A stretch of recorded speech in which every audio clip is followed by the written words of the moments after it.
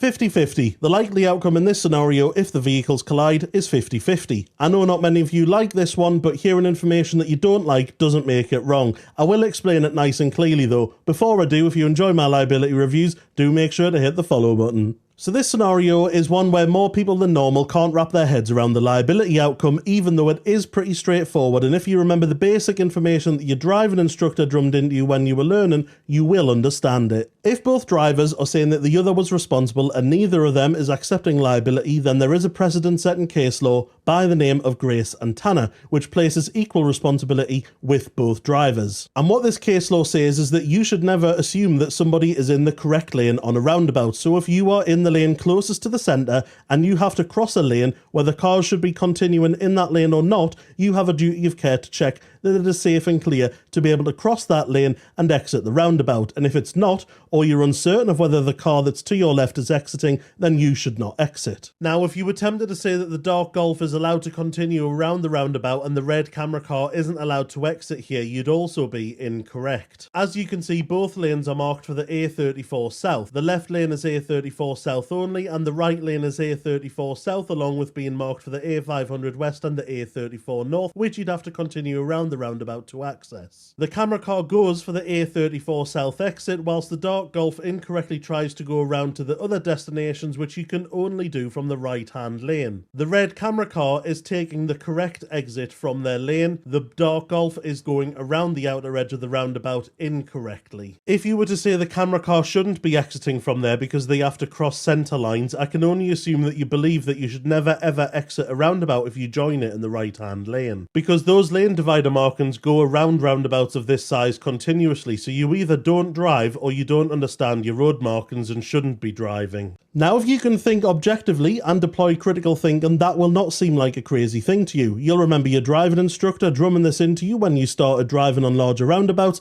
and you'll remember revising the highway code for your theory test, and remember that this is detailed in Rule 187 of the Highway Code. You'll also remember that there are road users that are allowed to go around the outer edge of a roundabout regardless of the road markings and the signage, and that you should be looking out for them on any roundabout just in case they're there. Now, if you can't think objectively and you can't deploy critical thinking, you're probably angrily typing a comment like "I've just shot your dog," because you're so blinded by the other car being in the wrong lane, you can't see that both drivers' actions were below of what you'd recognise as an acceptable driving standard. You'll not be able to understand what I'm saying,